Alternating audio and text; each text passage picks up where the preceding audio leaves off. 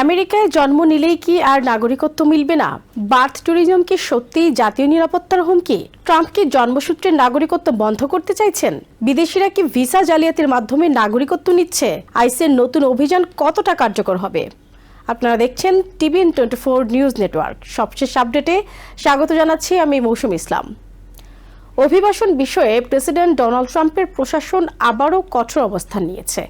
এবার লক্ষ্যবস্তু তথাকথিত বার্থ ট্যুরিজম। এটি একটি বিতর্কিত প্রক্রিয়া যেখানে বিদেশি গর্ভবতী নারীরা আমেরিকায় গিয়ে সন্তান জন্ম দেন, যাতে সেই সন্তান জন্মসূত্রে আমেরিকার নাগরিকত্ব পায়। রয়টার্সের অনুসন্ধানে উঠে এসেছে, আমেরিকার ইমিগ্রেশন কর্তৃপক্ষ আইস নতুন একটি বিশেষ অভিযান শুরু করেছে, যার নাম দেওয়া হয়েছে বার্থ ট্যুরিজম ইনিশিয়েটিভ। অভ্যন্তরীণ এক নির্দেশনায় দেশজুড়ে আইসের তদন্ত কর্মকর্তাদের বলা হয়েছে তারা যেন এমন নেটওয়ার্কগুলোর উপর নজর দেয় যারা গর্ভবতী নারীদের ভিসা প্রক্রিয়ায় সহায়তা করে এবং অনেক ক্ষেত্রে মিথ্যা তথ্য দিতে উৎসাহিত করে। এই উদ্যোগের পেছনে ট্রাম্প প্রশাসনের মূল যুক্তি হল, বার্থ ট্যুরিজম শুধুমাত্র একটি অভিবাসন কৌশল নয়, বরং এটি করদাতাদের উপর অতিরিক্ত চাপ সৃষ্টি করে এবং সম্ভাব্যভাবে জাতীয় নিরাপত্তার জন্য ঝুঁকি তৈরি করতে পারে। হোয়াইট হাউসের এক মুখপাত্র বলেছেন, অনিয়ন্ত্রিত বার্থ ট্যুরিজম আমাদের সিস্টেমের উপর বড় ধরনের চাপ তৈরি করছে। তবে গুরুত্বপূর্ণ বিষয় হলো, আমেরিকায় সন্তান জন্ম দেওয়া নিজে কোনো অপরাধ নয়। আমেরিকার সংবিধানের দীর্ঘদিনের ব্যাখ্যা অনুযায়ী দেশটির মাটিতে জন্ম নেওয়া প্রায় সব শিশুই স্বয়ংক্রিয়ভাবে নাগরিকত্ব পায়। কিন্তু সমস্যা দেখা দেয় তখনই যখন কেউ এই সুযোগ নেওয়ার জন্য ভিসা আবেদনে মিথ্যা তথ্য দেয় বা উদ্দেশ্য গোপন করে।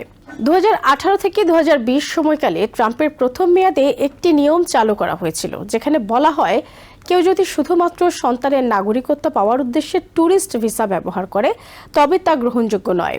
এই নিয়ম এখনও কার্যকর রয়েছে এবং আইসের নতুন অভিযান সেই নিয়ম বাস্তবায়নে আরও জোর দিচ্ছে।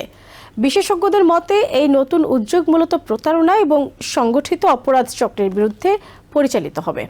আইসের হোমল্যান্ড সিকিউরিটি ইনভেস্টিগেশন ইউনিট ইতোমধ্যে আর্থিক লেনদেন, ভুয়া কাগজপত্র এবং তথাকথিত বার্থ হাউস পরিচালনাকারী নেটওয়ার্কগুলো শনাক্ত করার কাজ শুরু করেছে। অতীতে এমন কয়েকটি মামলার নজিরও রয়েছে। 2019 সালে ক্যালিফোর্নিয়ায় একটি বড় চক্রের বিরুদ্ধে ব্যবস্থা নেওয়া হয়, যেখানে চীনের ধনী নারীদের জন্য বিশেষভাবে বার্থ হাউস পরিচালনা করা হতো। এই চক্রের সঙ্গে জড়িত কয়েকজনকে গ্রেপ্তার করে কারাদণ্ড দেওয়া হয়েছিল। এই ঘটনাগুলোই এখন নতুন অভিযানের ভিত্তি হিসেবে ব্যবহার করা হচ্ছে। যদিও ট্রাম্প প্রশাসন বার্থ ট্যুরিজমকে বড় সমস্যা হিসেবে তুলে ধরছে, বাস্তবে এর সুনির্দিষ্ট পরিসংখ্যান পাওয়া কঠিন। একটি গবেষণা অনুযায়ী 2016 থেকে 2017 সালে বছরে প্রায় 20,000 থেকে 25,000 নারী এই উদ্দেশ্যে আমেরিকায় গিয়েছিলেন। তুলনায় 2025 সালে আমেরিকায় মোট জন্ম হয়েছে প্রায় 3.6 মিলিয়ন। ফলে বার্থ ট্যুরিজম মোট জন্মের একটি ছোট অংশ। তারপরও রিপাবলিকান রাজনীতিবিদরা এই ইস্যুকে বড় করে দেখছেন, বিশেষ করে জন্মসূত্রের নাগরিকত্ব সীমিত করার যুক্তি হিসেবে।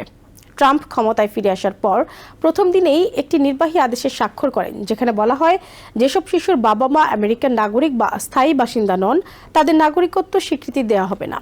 এই সিদ্ধান্ত আমেরিকার শতাধিক বছরের আইনি প্রথার সঙ্গে সাংঘর্ষিক হওয়ায় তাৎক্ষণিকভাবে একাধিক ফেডারেল আদালত সেটি স্থগিত করে দেয়। বর্তমানে বিষয়টি সুপ্রিম কোর্টে বিচারাধীন এবং এর চূড়ান্ত রায় আমেরিকার অভিবাসন নীতিতে বড় ধরনের পরিবর্তন আনতে পারে। ট্রাম্প প্রশাসনের আইনজীবীরা আদালতে যুক্তি দিয়েছেন, জন্মসূত্রে নাগরিকত্বের সুযোগ একটি বৃহৎ শিল্পে পরিণত হয়েছে, যেখানে বিভিন্ন দেশ থেকে মানুষ সংগঠিতভাবে আমেরিকায় গিয়ে সন্তান জন্ম দিচ্ছে। তাদের দাবি, এতে এমন একটি প্রজন্ম তৈরি হচ্ছে যাদের সঙ্গে আমেরিকার প্রকৃত সামাজিক বা সাংস্কৃতিক সম্পর্ক খুবই সীমিত।